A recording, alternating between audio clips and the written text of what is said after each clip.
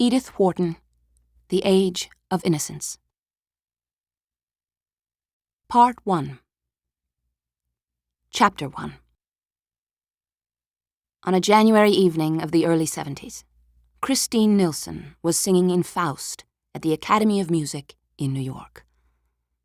Though there was already talk of the erection, in remote metropolitan distances above the 40s, of a new opera house which should compete in costliness and splendor with those of the great European capitals, the world of fashion was still content to reassemble every winter in the shabby red and gold boxes of the sociable old Academy. Conservatives cherished it for being small and inconvenient, and thus keeping out the new people, whom New York was beginning to dread and yet be drawn to. And the sentimental clung to it for its historic associations, and the musical for its excellent acoustics, always so problematic a quality in halls built for the hearing of music. It was Madame Nilsson's first appearance that winter, and what the daily press had already learned to describe as an exceptionally brilliant audience had gathered to hear her, transported through the slippery, snowy streets in private broughams, in the spacious family landau, or in the humbler, more convenient brown coupé. To come to the opera in a brown coupé was almost as honorable a way of arriving as in one's own carriage, and departure by the same means had the immense advantage of enabling one, with a playful allusion to democratic principles, to scramble into the first brown conveyance in the line, instead of waiting till the cold and gin-congested nose of one's own coachman gleamed from under the portico of the Academy.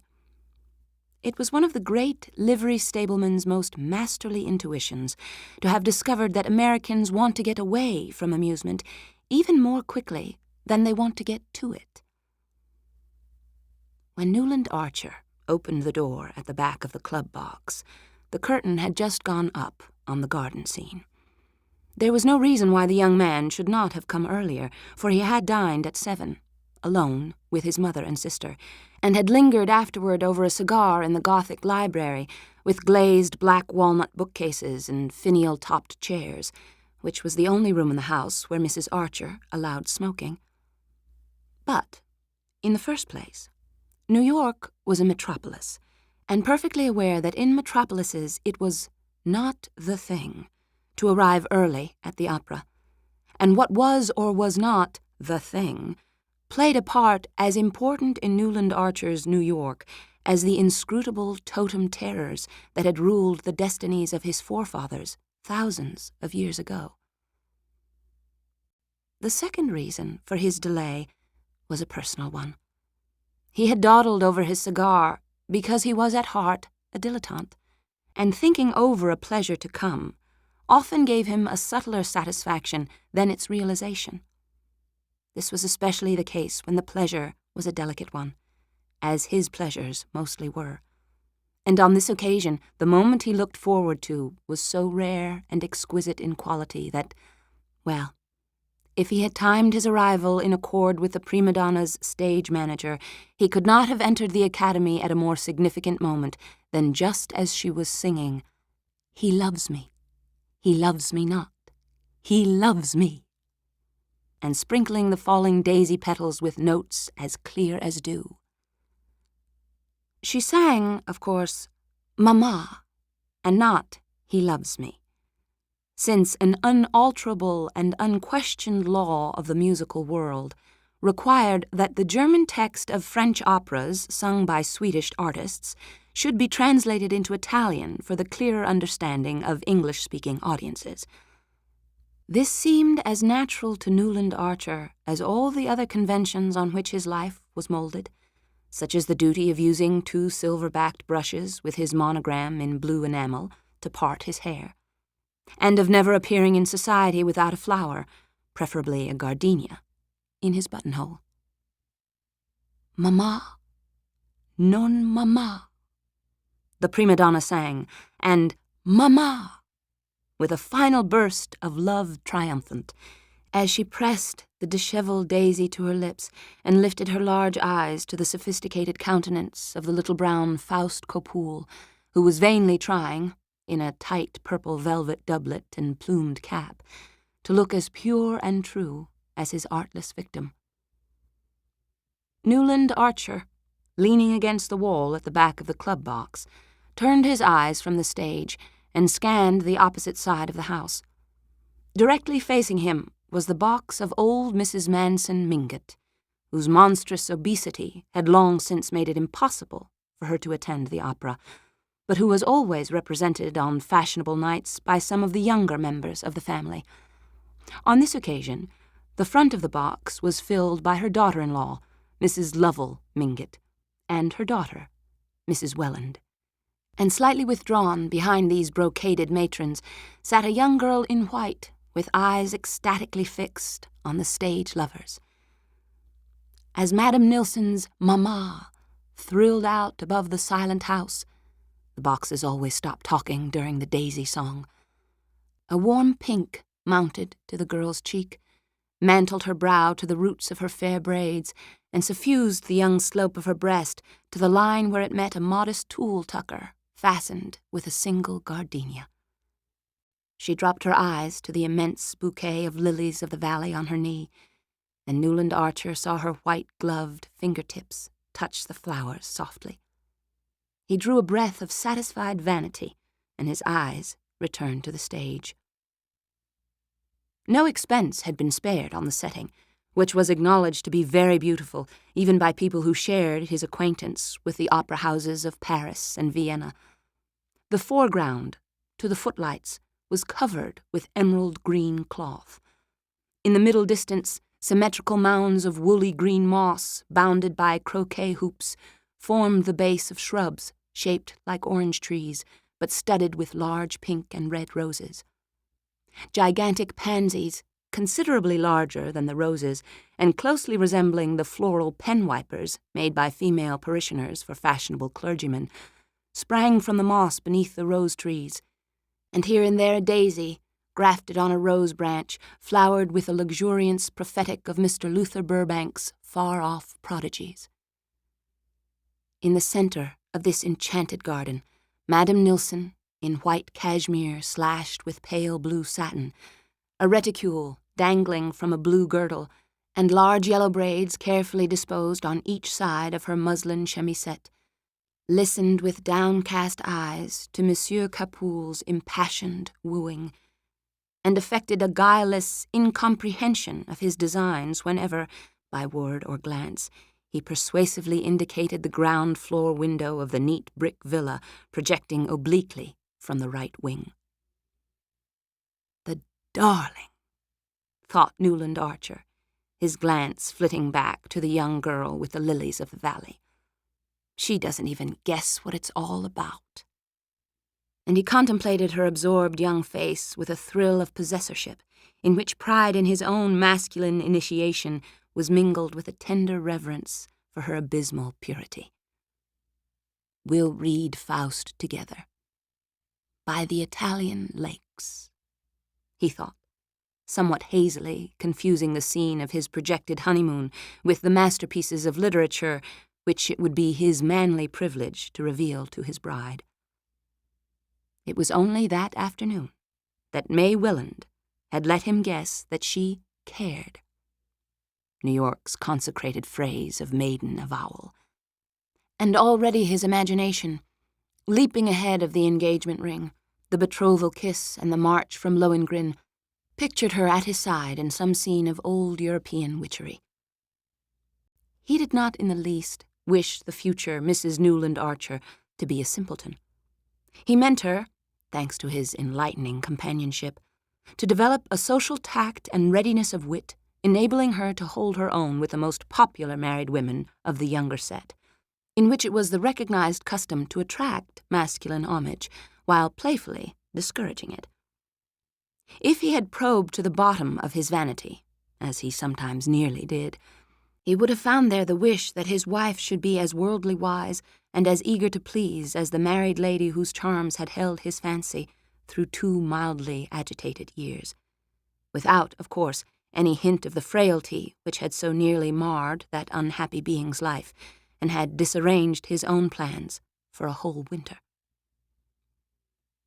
How this miracle of fire and ice was to be created, and to sustain itself in a harsh world, he had never taken the time to think out, but he was content to hold his view without analyzing it, since he knew it was that of all the carefully brushed, white-waistcoated, buttonhole-flowered gentlemen who succeeded each other in the club box, exchanged friendly greetings with him, and turned their opera glasses critically on the circle of ladies who were the product of the system. In matters intellectual and artistic, Newland Archer felt himself distinctly the superior of these chosen specimens of old New York gentility. He had probably read more, thought more, and even seen a good deal more of the world than any other man of the number. Singly, they betrayed their inferiority, but grouped together they represented New York, and the habit of masculine solidarity made him accept their doctrine on all the issues called moral. He instinctively felt that in this respect it would be troublesome, and also rather bad form, to strike out for himself. "Well, upon my soul," exclaimed Lawrence Lefferts, turning his opera glass abruptly away from the stage. Lawrence Lefferts was, on the whole, the foremost authority on form in New York. He had probably devoted more time than anyone else to the study of this intricate and fascinating question, but study alone could not account for his complete and easy competence. One had only to look at him, from the slant of his bald forehead and the curve of his beautiful fair mustache to the long patent leather feet at the other end of his lean and elegant person, to feel that the knowledge of form must be congenital in anyone who knew how to wear such good clothes so carelessly and carry such height with so much lounging grace. As a young admirer had once said of him, "If anybody can tell a fellow just when to wear a black tie with evening clothes and when not to, it's Larry Lefferts." And on the question of pumps versus patent leather Oxfords, his authority had never been disputed. "My God," he said, and silently handed his glass to old Sillerton Jackson. Newland Archer, following Lefferts' glance, saw with surprise that his exclamation had been occasioned by the entry of a new figure into old Mrs. Mingott's box. It was that of a slim young woman, a little less tall than May Welland, with brown hair growing in close curls about her temples and held in place by a narrow band of diamonds. The suggestion of this headdress, which gave her what was then called a Josephine look, was carried out in the cut of the dark blue velvet gown, rather theatrically caught up under her bosom by a girdle with a large old-fashioned clasp. The wearer of this unusual dress, who seemed quite unconscious of the attention it was attracting, stood a moment in the center of the box, discussing with Mrs. Welland the propriety of taking the latter's place in the front right-hand corner. Then she yielded with a slight smile, and seated herself in line with Mrs. Welland's sister-in-law, Mrs. Lovell Mingott, who was installed in the opposite corner. Mr. Sillerton Jackson had returned the opera glass to Lawrence Lefferts. The whole of the club turned instinctively, waiting to hear what the old man had to say, for old Mr. Jackson was as great an authority on family as Lawrence Lefferts was on form. He knew all the ramifications of New York's cousinships, and could not only elucidate some complicated questions as that of the connection between the Mingotts, through the Thorleys, with the Dallases of South Carolina, and that of the relationship of the elder branch of Philadelphia Thorleys to the Albany Chiverses, on no account to be confused with the Manson Chiverses of University Place, but could also enumerate the leading characteristics of each family, as, for instance, the fabulous stinginess of the younger lines of Leffertses, the Long Island ones, or the fatal tendency of the Rushworths to make foolish matches, or the insanity recurring in every second generation of the Albany Chiverses, with whom their New York cousins had always refused to intermarry, with the disastrous exception of poor Medora Manson, who, as everybody knew. But then her mother was a Rushworth. In addition to this forest of family trees, Mr. Sillerton Jackson carried between his narrow, hollow temples and under his soft thatch of silver hair a register of most of the scandals and mysteries that had smoldered under the unruffled surface of New York society within the last 50 years. So far indeed did his information extend, and so acutely retentive was his memory, that he was supposed to be the only man who could have told you who Julius Beaufort, the banker, really was, and what had become of handsome Bob Spicer, old Mrs. Manson Mingott's father, who had disappeared so mysteriously, with a large sum of trust money, less than a year after his marriage, on the very day that a beautiful Spanish dancer who had been delighting thronged audiences in the old opera house on the Battery had taken ship for Cuba. But these mysteries, and many others, were closely locked in Mr. Jackson's breast, for not only did his keen sense of honor forbid his repeating anything privately imparted, but he was fully aware that his reputation for discretion increased his opportunities of finding out what he wanted to know.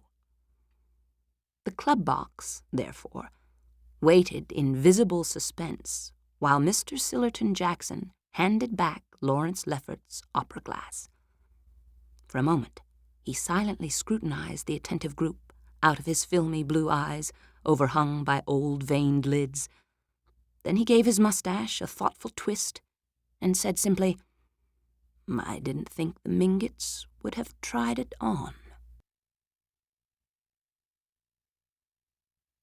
Chapter 2.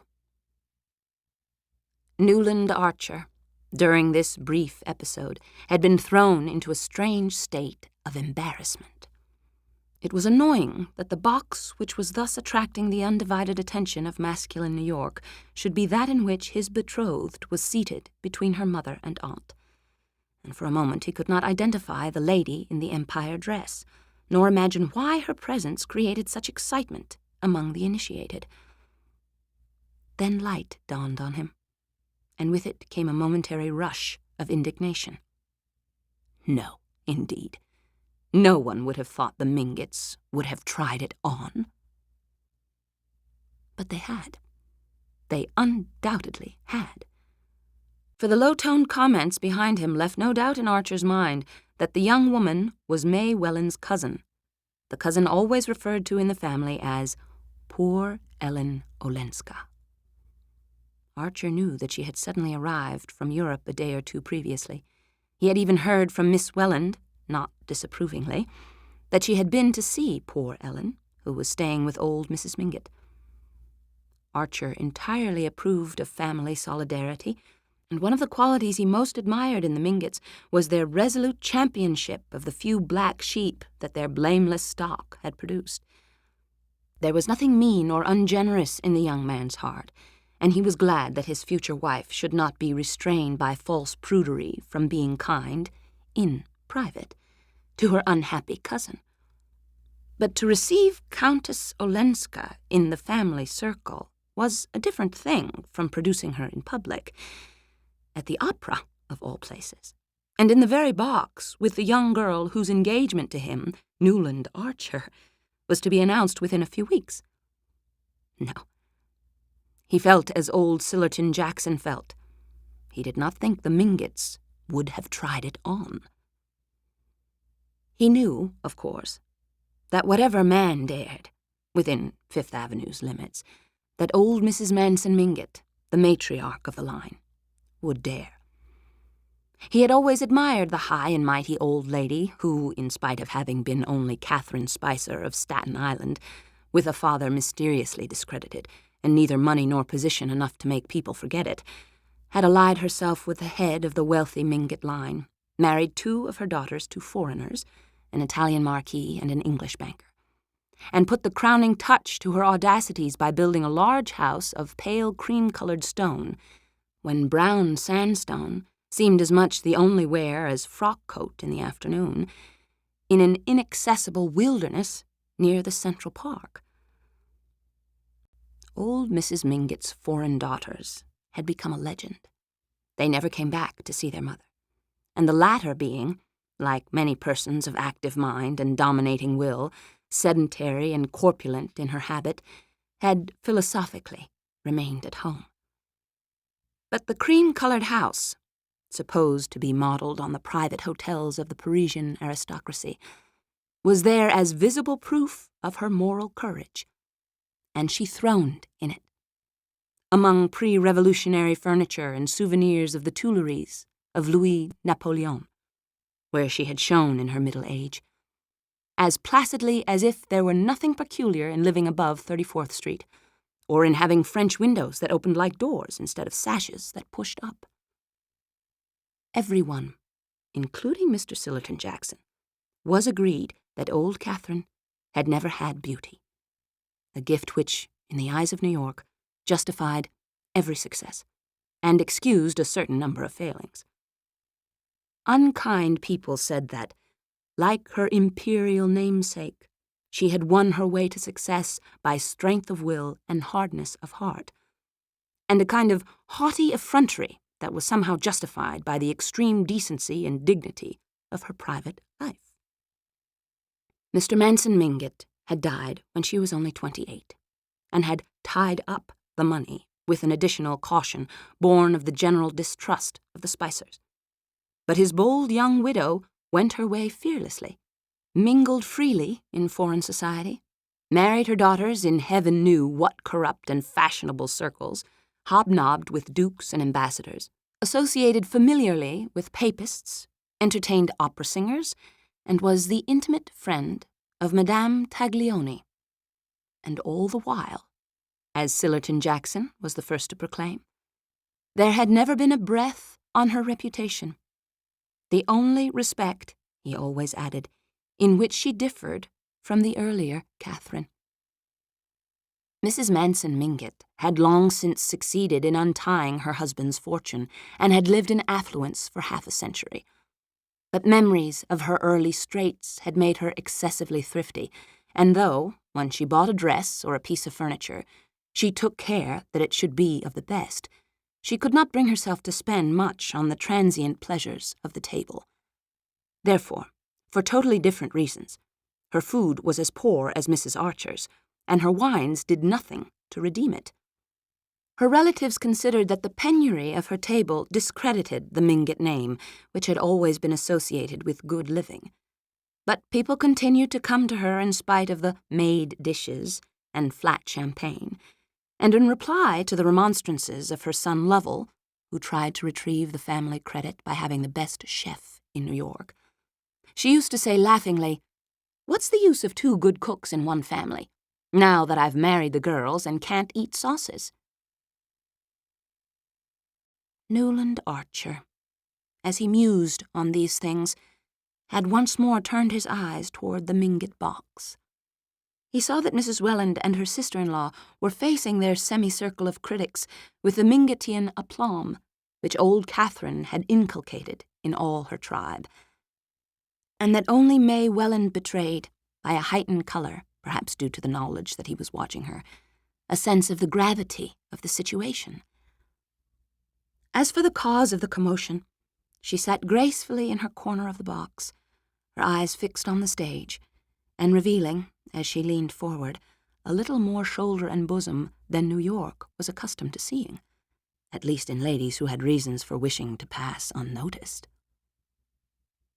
Few things seemed to Newland Archer more awful than an offense against taste, that far-off divinity of whom form was the mere visible representative and vicegerent.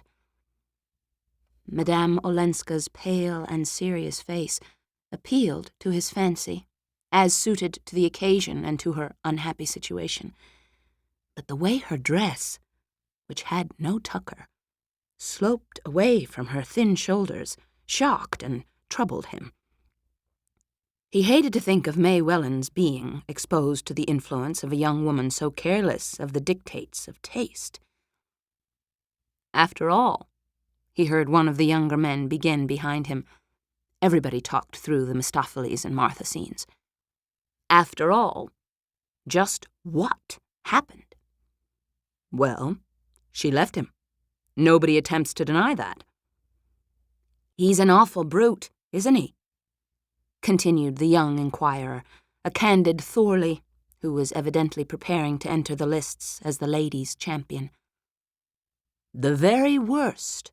I knew him at Nice," said Lawrence Lefferts with authority.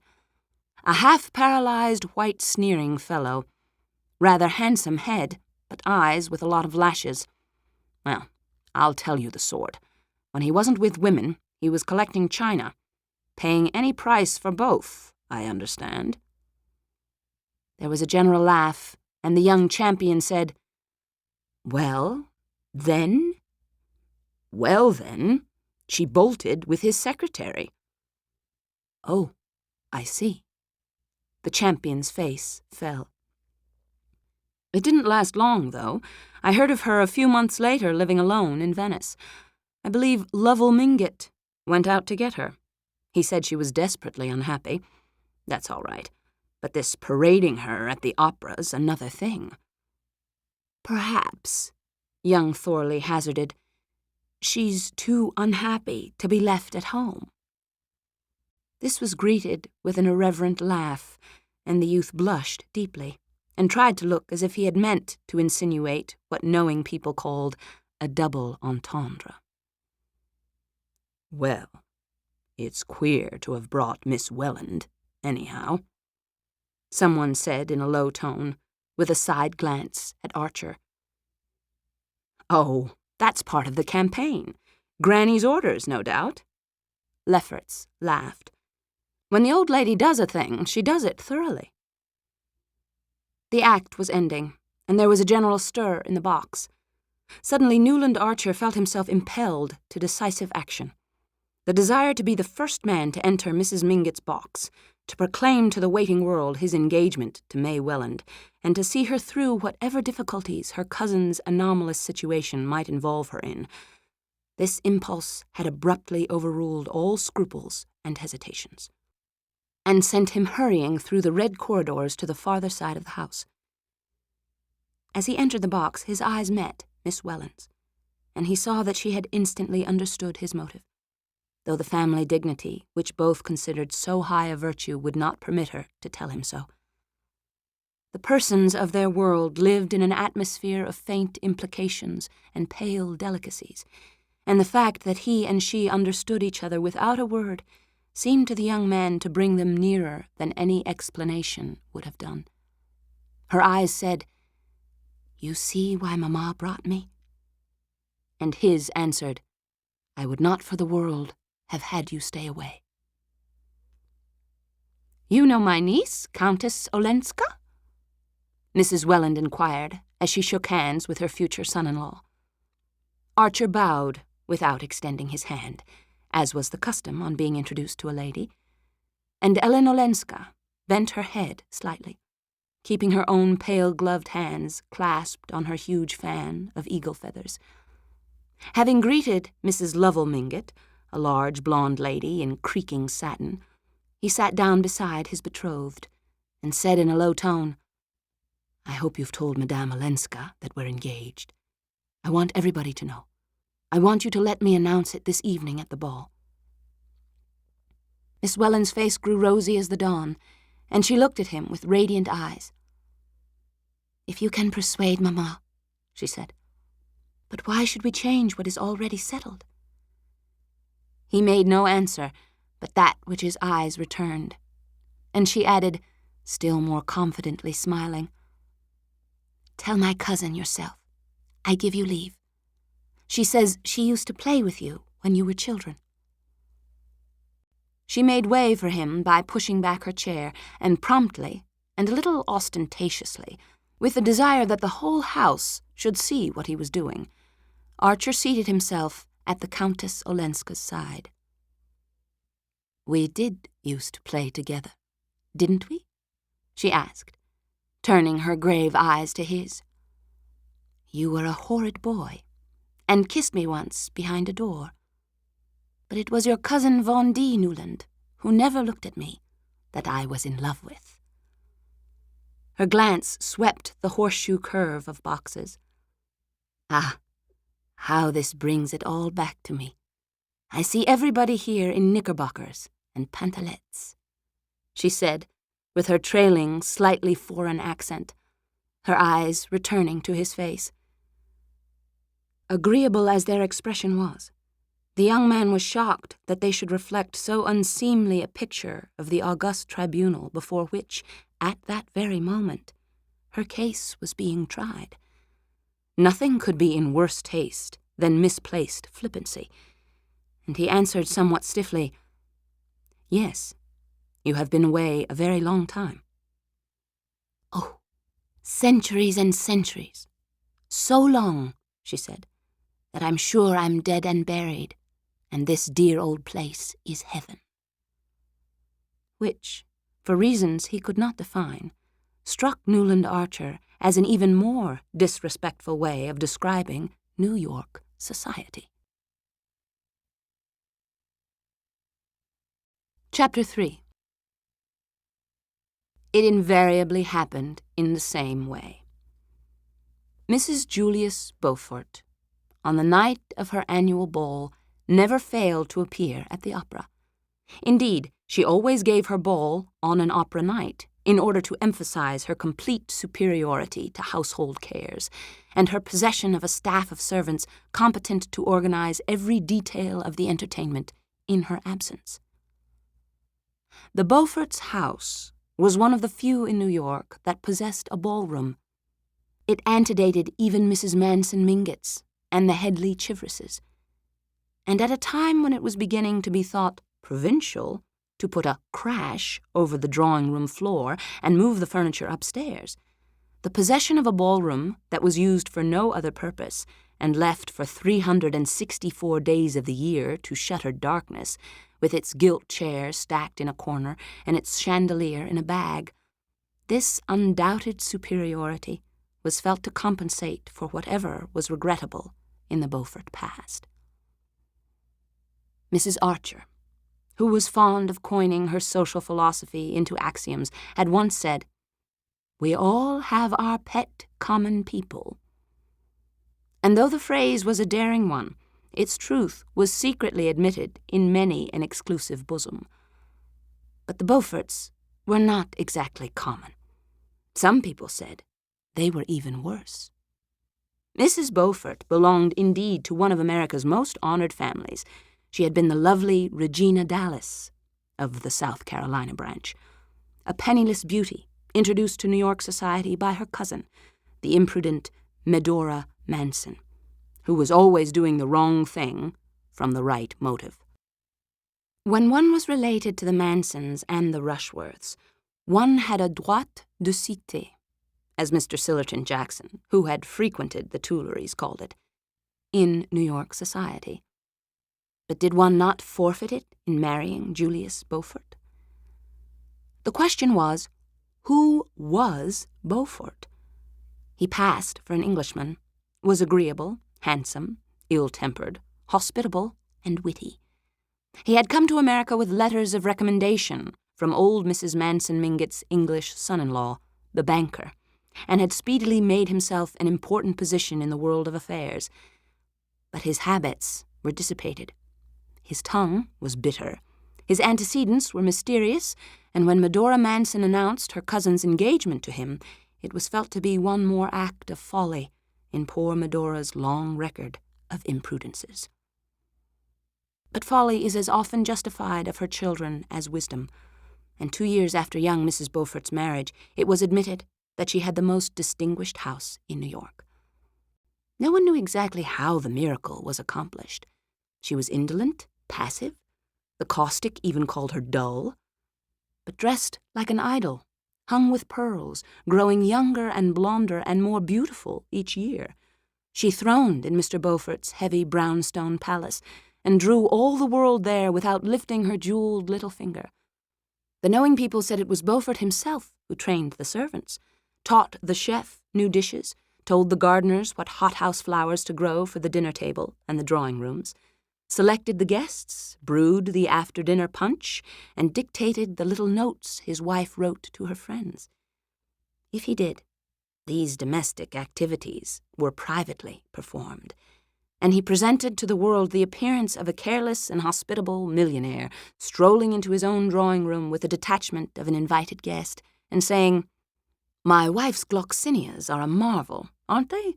I believe she gets them out from Kew.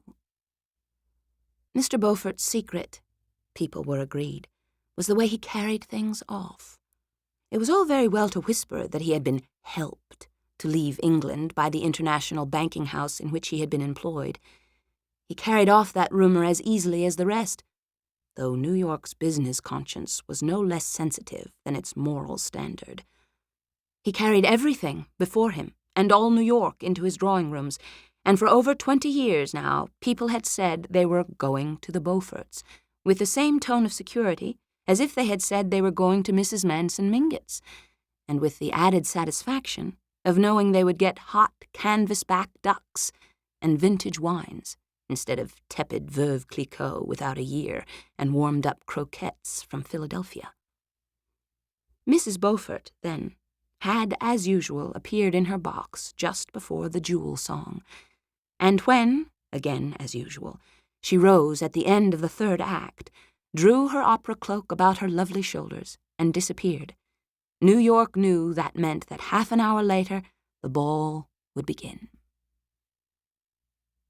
The Beaufort house was one that New Yorkers were proud to show to foreigners, especially on the night of the annual ball. The Beauforts had been among the first people in New York to own their own red velvet carpet and have it rolled down the steps by their own footmen, under their own awning, instead of hiring it with the supper and the ballroom chairs. They had also inaugurated the custom of letting the ladies take their cloaks off in the hall, instead of shuffling up to the hostess's bedroom and recurling their hair with the aid of the gas burner. Beaufort was understood to have said that he supposed all his wife's friends had maids who saw to it that they were properly coiffés when they left home. Then the house had been boldly planned with a ballroom, so that instead of squeezing through a narrow passage to get to it, as at the Chiverses, one marched solemnly down a vista of enfiladed drawing rooms, the sea-green, the crimson, and the bouton d'or, seeing from afar the many-candled lustres reflected in the polished parquetry, and beyond that the depths of a conservatory, where camellias and tree-ferns arched their costly foliage over seats of black and gold bamboo. Newland Archer, as became a young man of his position, strolled in somewhat late. He had left his overcoat with the silk-stockinged footman. The stockings were one of Beaufort's few fatuities, had dawdled a while in the library hung with Spanish leather and furnished with buhl and malachite, where a few men were chatting and putting on their dancing gloves, and had finally joined the line of guests whom Mrs. Beaufort was receiving on the threshold of the crimson drawing-room. Archer was distinctly nervous. He had not gone back to his club after the opera, as the young bloods usually did, but, the night being fine, had walked for some distance up Fifth Avenue before turning back in the direction of the Beauforts' house. He was definitely afraid that the Mingotts might be going too far, that, in fact, they might have Granny Mingott's orders to bring the Countess Olenska to the ball. From the tone of the club box, he had perceived how grave a mistake that would be, and though he was more than ever determined to see the thing through, he felt less chivalrously eager to champion his betrothed's cousin than before their brief talk at the opera. Wandering on the Bouton d'Or drawing-room, where Beaufort had had the audacity to hang Love Victorious by the much-discussed nude of Bouguereau, Archer found Mrs. Welland and her daughter standing near the ballroom door. Couples were already gliding over the floor beyond. The light of the wax candles fell on revolving tulle skirts, on girlish heads wreathed with modest blossoms, on the dashing aigrettes and ornaments of the young married women's coiffures, and on the glitter of highly glazed shirt-fronts and fresh glacé gloves. Miss Welland, evidently about to join the dancers, hung on the threshold, her lilies of the valley in her hand. She carried no other bouquet. Her face a little pale, her eyes burning with a candid excitement. A group of young men and girls were gathered about her, and there was much hand-clasping, laughing, and pleasantry on which Mrs. Welland, standing slightly apart, shed the beam of a qualified approval. It was evident that Miss Welland was in the act of announcing her engagement, while her mother affected the air of parental reluctance considered suitable to the occasion. Archer paused a moment.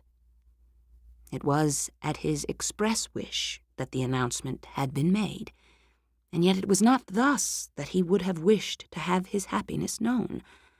To proclaim it in the heat and noise of a crowded ballroom was to rob it of the fine bloom of privacy which should belong to these things nearest to the heart.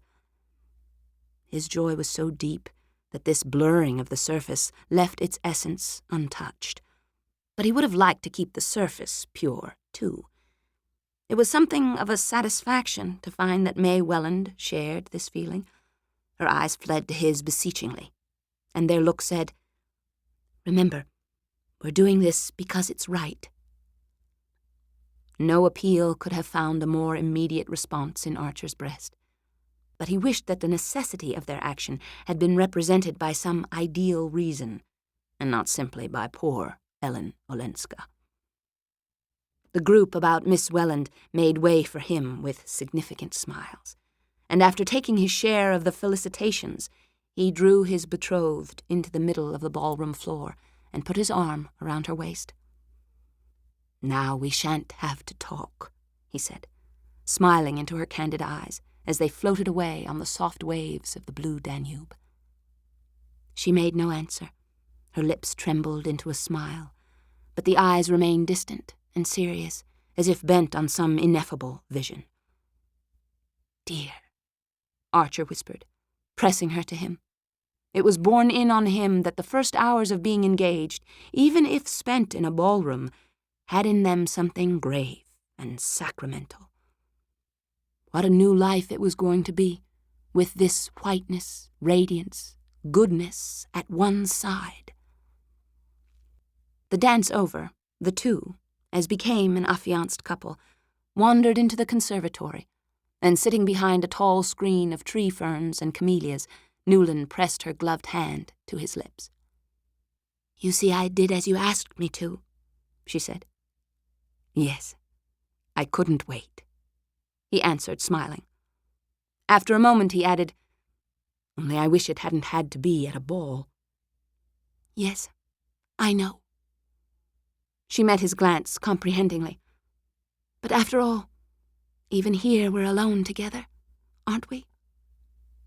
"Oh, dearest, always," Archer cried. Evidently she was always going to understand.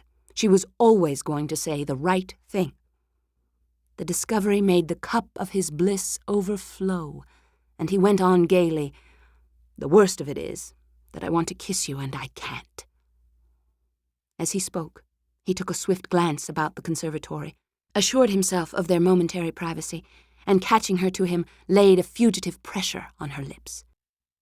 To counteract the audacity of this proceeding, he led her to a bamboo sofa in a less secluded part of the conservatory, and sitting down beside her, broke a lily of the valley from her bouquet. She sat silent, and the world lay like a sunlit valley at their feet. "Did you tell my cousin Ellen?" she asked presently, as if she spoke through a dream. He roused himself and remembered that he had not done so. Some invincible repugnance to speak of such things to the strange foreign woman had checked the words on his lips. "No, I hadn't the chance after all," he said, fibbing hastily. "Ah." She looked disappointed, but gently resolved on gaining her point. "You must, then, for I didn't either, and I shouldn't like her to think—" "Of course not. But aren't you, after all, the person to do it?" She pondered on this. "If I'd done it at the right time, yes. But now that there's been a delay, I think you must explain that I'd asked you to tell her at the opera, before our speaking about it to everybody here. Otherwise she might think I had forgotten her. You see, she's one of the family, and she's been away so long that she's rather sensitive." Archer looked at her glowingly. "Dear and great angel. Of course I'll tell her." He glanced a trifle apprehensively toward the crowded ballroom. "But I haven't seen her yet. Has she come?" "No. At the last minute she decided not to." "At the last minute?" he echoed, betraying his surprise that she should ever have considered the alternative possible. "Yes. She's awfully fond of dancing," the young girl answered simply. "But suddenly she made up her mind that her dress wasn't smart enough for a ball, though we thought it so lovely, and so my aunt had to take her home." "Oh, well," said Archer with happy indifference. Nothing about his betrothed pleased him more than her resolute determination to carry to its utmost limit that ritual of ignoring the unpleasant in which they had both been brought up. "She knows as well as I do," he reflected, "the real reason of her cousin's staying away. But I shall never let her see by the least sign that I am conscious of there being a shadow of a shade on poor Ellen Olenska's reputation." Chapter 4. In the course of the next day, the first of the usual betrothal visits were exchanged. The New York ritual was precise and inflexible in such matters, and in conformity with it, Newland Archer first went with his mother and sister to call on Mrs. Welland, after which he and Mrs. Welland and May drove out to old Mrs. Manson Mingott's to receive that venerable ancestress's blessing.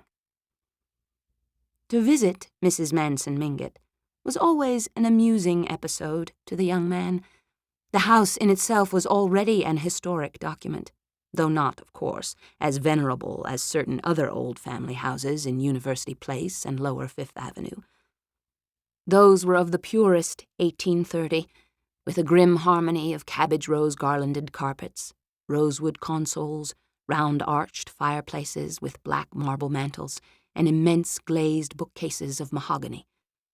Whereas old Mrs. Mingott, who had built her house later, had bodily cast out the massive furniture of her prime and mingled with the Mingott heirlooms the frivolous upholstery of the Second Empire. It was her habit to sit in a window of her sitting room on the ground floor, as if watching calmly for life and fashion to flow northward to her solitary doors. She seemed in no hurry to have them come, for her patience was equaled by her confidence. She was sure that presently the hoardings, the quarries, the one-story saloons, the wooden greenhouses and ragged gardens, and the rocks from which goats surveyed the scene, would vanish before the advance of residences as stately as her own, perhaps, for she was an impartial woman, even statelier, and that the cobblestones over which the old clattering omnibuses bumped would be replaced by smooth asphalt, such as people reported having seen in Paris. Meanwhile, as everyone she cared to see came to her, and she could fill her rooms as easily as the Beauforts, and without adding a single item to the menu of her suppers, she did not suffer from her geographic isolation. The immense accretion of flesh which had descended on her in middle life, like a flood of lava on a doomed city, had changed her from a plump, active little woman with a neatly turned foot and ankle into something as vast and august as a natural phenomenon. She had accepted this submergence as philosophically as all her other trials, and now, in extreme old age, was rewarded by presenting to her mirror an almost unwrinkled expanse of firm pink and white flesh, in the center of which the traces of a small face survived as if awaiting excavation.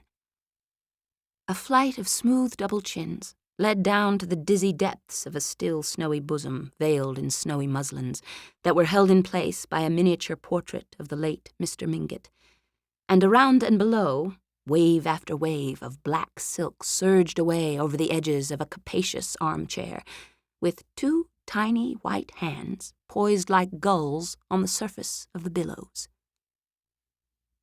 The burden of Mrs. Manson Mingott's flesh had long since made it impossible for her to go up and down stairs, and with characteristic independence she had made her reception rooms upstairs and established herself, in flagrant violation of all the New York proprieties, on the ground floor of her house, so that as you sat in her sitting room window with her, you caught, through a door that was always open and a looped-back yellow damask portiere, the unexpected vista of a bedroom with a huge low bed upholstered like a sofa, and a toilet table with frivolous lace flounces and a gilt-framed mirror. Her visitors were startled and fascinated by the foreignness of this arrangement, which recalled scenes in French fiction and architectural incentives to immorality such as the simple American had never dreamed of. That was how women with lovers lived in the wicked old societies, in apartments with all the rooms on one floor and all the indecent propinquities that their novels described. It amused Newland Archer, who had secretly situated the love scenes of Monsieur de Camors in Mrs. Mingott's bedroom, to picture her blameless life led in the stage setting of adultery. But he said to himself, with considerable admiration, that if a lover had been what she wanted, the intrepid woman would have had him too. To the general relief, the Countess Olenska was not present in her grandmother's drawing-room during the visit of the betrothed couple. Mrs. Mingott said she had gone out, which, on a day of such glaring sunlight, and at the shopping hour, seemed in itself an indelicate thing for a compromised woman to do. But at any rate it spared them the embarrassment of her presence, and the faint shadow that her unhappy past might seem to shed on their radiant future. The visit went off successfully, as was to have been expected. Old Mrs. Mingott was delighted with the engagement, which, being long foreseen by watchful relatives, had been carefully passed upon in family council, and the engagement ring, a large thick sapphire set in invisible claws, met with her unqualified admiration. It's the new setting. Of course it shows the stone beautifully, but it looks a little bare to old-fashioned eyes, Mrs. Welland had explained, with a conciliatory side-glance at her future son-in-law. Old-fashioned eyes? I hope you don't mean mine, my dear. I like all the novelties, said the ancestress, lifting the stone to her small, bright orbs, which no glasses had ever disfigured. Very handsome, she added, returning the jewel. Very liberal. In my time, a cameo set in pearls was thought sufficient. But it's the hand that sets off the ring, isn't it, my dear Mr. Archer? And she waved one of her tiny hands with small pointed nails and rolls of aged fat encircling the wrist like ivory bracelets. Mine was modeled in Rome by the great Ferrigiani. You should have May's done. No doubt he'll have it done, my child. Her hand is large. It's these modern sports that spread the joints. But the skin is white. And when's the wedding to be? She broke off, fixing her eyes on Archer's face. Oh, Mrs. Welland murmured, while the young man, smiling at his betrothed, replied, As soon as ever it can. If only you'll back me up, Mrs. Mingott. We must give them time to get to know each other a little better, Mamma, Mrs. Welland interposed, with the proper affectation of reluctance, to which the ancestress rejoined, Know each other? Fiddlesticks! Everybody in New York has always known everybody. Let the young man have his way, my dear. Don't wait till the bubble's off the wine. Marry them before Lent. I may catch pneumonia any winter now, and I want to give the wedding breakfast. These successive statements were received with the proper expressions of amusement, incredulity, and gratitude, and the visit was breaking up in a vein of mild pleasantry when the door opened to admit the Countess Olenska, who entered in bonnet and mantle, followed by the unexpected figure of Julius Beaufort. There was a cousinly murmur of pleasure between the ladies, and Mrs. Mingott held out Ferrigiani's model to the banker. Ah, Beaufort, This is a rare favor." She had an odd foreign way of addressing men by their surnames. "Thanks. I wish it might happen oftener," said the visitor in his easy, arrogant way. "I'm generally so tied down, but I met the Countess Ellen in Madison Square, and she was good enough to let me walk home with her." "Ah! I hope the house will be gayer now that Ellen's here," cried Mrs. Mingott, with a glorious effrontery. Sit down, Beaufort. Push up the yellow armchair. Now I've got you, I want good gossip. I hear your ball was magnificent, and I understand you invited Mrs. Lemuel Struthers. Well, I've a curiosity to see the woman myself." She had forgotten her relatives, who were drifting out into the hall under Ellen Olenska's guidance. Old Mrs. Mingott had always professed a great admiration for Julius Beaufort, and there was a kind of kinship in their cool, domineering way and their short cuts through the conventions. Now she was eagerly curious to know what had decided the Beauforts to invite, for the first time, Mrs. Lemuel Struthers, the widow of Struthers's shoe polish, who had returned the previous year from a long initiatory sojourn in Europe to lay siege to the tight little citadel of New York. "Of course, if you and Regina invite her, the thing is settled. Well, we need new blood and new money, and I hear she's still very good-looking," the carnivorous old lady declared. In the hall, while Mrs. Welland and May drew on their furs, Archer saw that the Countess Olenska was looking at him with a faintly questioning smile. "Of course you know already about May and me," he said, answering her look with a shy laugh. "She scolded me for not giving you the news last night at the opera. I had her orders to tell you that we were engaged, but I couldn't in that crowd." The smile passed from Countess Olenska's eyes to her lips. She looked younger, more like the bold brown Ellen Mingott of his boyhood. "Of course I know. Yes, and I am so glad. But one doesn't tell such things first in a crowd." The ladies were on the threshold, and she held out her hand. "Goodbye. Come and see me some day," she said, still looking at Archer. In the carriage, on the way down Fifth Avenue, they talked pointedly of Mrs. Mingott, of her age, her spirit, and all her wonderful attributes. No one alluded to Ellen Olenska, but Archer knew that Mrs. Welland was thinking, "It's a mistake for Ellen to be seen, the very day after her arrival, parading up Fifth Avenue at the crowded hour with Julius Beaufort." And the young man himself mentally added, "And she ought to know that a man who's just engaged doesn't spend his time calling on married women.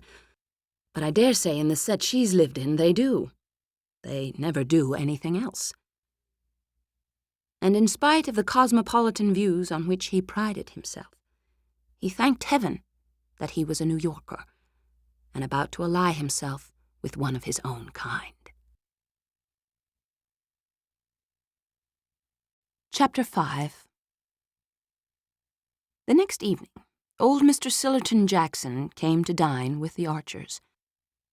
Mrs. Archer was a shy woman and shrank from society, but she liked to be well informed as to its doings. Her old friend Mr. Sillerton Jackson applied to the investigation of his friend's affairs the patience of a collector and the science of a naturalist, and his sister, Miss Sophie Jackson, who lived with him, and was entertained by all the people who could not secure her much-sought-after brother, brought home bits of minor gossip that filled out usefully the gaps in his picture. Therefore, whenever anything happened that Mrs. Archer wanted to know about, she asked Mr. Jackson to dine, and as she honored few people with her invitations, and as she and her daughter Janey were an excellent audience, Mr. Jackson usually came himself instead of sending his sister. If he could have dictated all the conditions, he would have chosen the evenings when Newland was out. Not because the young man was uncongenial to him, the two got on capitally at their club, But because the old anecdotist sometimes felt, on Newland's part, a tendency to weigh his evidence that the ladies of the family never showed. Mr. Jackson, if perfection had been attainable on earth, would also have asked that Mrs. Archer's food should be a little better. But then New York, as far back as the mind of man could travel, had been divided into the two great fundamental groups of the Mingotts and Mansons and their clan, who cared about eating and clothes and money, and the Archer-Newland-Van der Luyden tribe, who were devoted to travel, horticulture, and the best fiction, and looked down on the grosser forms of pleasure. You couldn't have everything, after all. If you dined with the Lovell Mingotts, you got canvas-back and terrapin and vintage wines. At Adeline Archer's, you could talk about alpine scenery and the marble faun. And luckily, the Archer Madeira had gone round the Cape. Therefore, when a friendly summons came from Mrs. Archer, Mr. Jackson, who was a true eclectic, would usually say to his sister, "I've been a little gouty since my last dinner at the Lovell Mingotts. It will do me good to diet at Adeline's." Mrs. Archer, who had long been a widow, lived with her son and daughter in West 28th Street. An upper floor was dedicated to Newland, and the two women squeezed themselves into narrower quarters below. In an unclouded harmony of tastes and interests, they cultivated ferns in Wardian cases, made macrame lace and wool embroidery on linen, collected American Revolutionary glazed ware, subscribed to Good Words, and read Ouida's novels for the sake of the Italian atmosphere. They preferred those about peasant life, because of the descriptions of scenery and the pleasanter sentiments, though in general they liked novels about people in society, whose motives and habits were more comprehensible, spoke severely of Dickens, who had never drawn a gentleman, and considered Thackeray less at home in the great world than Bulwer, who, however, was beginning to be thought old-fashioned. Mrs. and Miss Archer were both great lovers of scenery. It was what they principally sought and admired on their occasional travels abroad, considering architecture and painting as subjects for men, and chiefly for learned persons who read Ruskin. Mrs. Archer had been born a Newland, and mother and daughter, who were as like as sisters, were both, as people said, true Newlands. Tall, pale, and slightly round-shouldered, with long noses, sweet smiles, and a kind of drooping distinction like that in certain faded Reynolds portraits. Their physical resemblance would have been complete if an elderly embonpoint had not stretched Mrs. Archer's black brocade, while Miss Archer's brown and purple poplins hung, as the years went on, more and more slackly on her virgin frame. Mentally, the likeness between them, as Newland was aware, was less complete than their identical mannerisms often made it appear.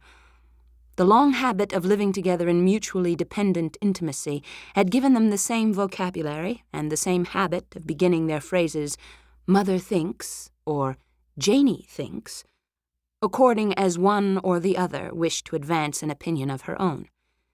But in reality, while Mrs. Archer's serene unimaginativeness rested easily on the accepted and familiar, Janey was subject to starts and aberrations of fancy welling up from springs of suppressed romance. Mother and daughter adored each other and revered their son and brother, and Archer loved them with a tenderness made compunctious and uncritical by the sense of their exaggerated admiration, and by his secret satisfaction in it. After all, he thought it a good thing for a man to have his authority respected in his own house, even if his sense of humor sometimes made him question the force of his mandate. On this occasion, the young man was very sure that Mr. Jackson would rather have had him dine out, but he had his own reasons for not doing so. Of course, old Jackson wanted to talk about Ellen Olenska, and of course, Mrs. Archer and Janey wanted to hear what he had to tell. All three would be slightly embarrassed by Newland's presence, now that his prospective relation to the Mingott clan had been made known, and the young man waited with an amused curiosity to see how they would turn the difficulty. They began, obliquely, by talking about Mrs. Lemuel Struthers. "It's a pity the Beauforts asked her," Mrs. Archer said gently. "But then Regina always does what he tells her, and Beaufort—" "Certain nuances escape Beaufort," said Mr. Jackson, cautiously inspecting the broiled shad, and wondering for the 1,000th time why Mrs. Archer's cook always burnt the roe to a cinder. Newland, who had long shared his wonder, could always detect it in the older man's expression of melancholy disapproval. "Oh, necessarily. Beaufort is a vulgar man," said Mrs. Archer. "My grandfather Newland always used to say to my mother, 'Whatever you do, don't let that fellow Beaufort be introduced to the girls.' But at least he's had the advantage of associating with gentlemen. In England, too, they say. It's all very mysterious." She glanced at Janey and paused. She and Janey knew every fold of the Beaufort mystery. But in public, Mrs. Archer continued to assume that the subject was not one for the unmarried. "But this Mrs. Struthers," Mrs. Archer continued. "What did you say she was, Sillerton?" "Out of a mine, or rather out of the saloon at the head of the pit. Then with living waxworks, touring New England. After the police broke that up, they say she lived." Mr. Jackson, in his turn, glanced at Janey, whose eyes began to bulge from under her prominent lids. There were still hiatuses for her in Mrs. Struthers's past. "Then," Mr. Jackson continued, and Archer saw he was wondering why no one had told the butler never to slice cucumbers with a steel knife. "Then Lemuel Struthers came along. They say his advertiser used the girl's head for the shoe polish posters. Her hair's intensely black, you know, the Egyptian style. Anyhow, he eventually married her." There were volumes of innuendo in the way the "eventually" was spaced, and each syllable given its due stress. "Oh, well, at the pass we've come to nowadays, it doesn't matter," said Mrs. Archer indifferently. The ladies were not really interested in Mrs. Struthers just then. The subject of Ellen Olenska was too fresh and too absorbing to them. Indeed, Mrs. Struthers' name had been introduced by Mrs. Archer only that she might presently be able to say, "Anne Newland's new cousin, Countess Olenska? Was she at the ball too?" There was a faint touch of sarcasm in the reference to her son, and Archer knew it and had expected it. Even Mrs. Archer, who was seldom unduly pleased with human events, had been altogether glad of her son's engagement, especially after that silly business with Mrs. Rushworth, she had remarked to Janey, alluding to what had once seemed to Newland a tragedy of which his soul would always bear the scar. There was no better match in New York than May Welland. Look at the question from whatever point you chose. Of course, such a marriage was only what Newland was entitled to, but young men are so foolish and incalculable, and some women so ensnaring and unscrupulous, that it was nothing short of a miracle to see one's only son safe past the Siren Isle and in the haven of a blameless domesticity. All this Mrs. Archer felt, and her son knew she felt. But he knew also that she had been perturbed by the premature announcement of his engagement, or rather by its cause. And it was for that reason, because on the whole he was a tender and indulgent master, that he had stayed at home that evening. It's not that I don't approve of the Mingotts' esprit de corps, but why Newland's engagement should be mixed up with that Olenska woman's comings and goings, I don't see. Mrs. Archer grumbled to Janey, the only witness of her slight lapses from perfect sweetness. She had behaved beautifully, and in beautiful behavior she was unsurpassed, during the call on Mrs. Welland. But Newland knew, and his betrothed doubtless guessed, that all through the visit she and Janey were nervously on the watch for Madame Olenska's possible intrusion. and when they left the house together, she had permitted herself to say to her son, "I'm thankful that Augusta Welland received us alone." These indications of inward disturbance moved Archer the more that he too felt that the Mingotts had gone a little too far.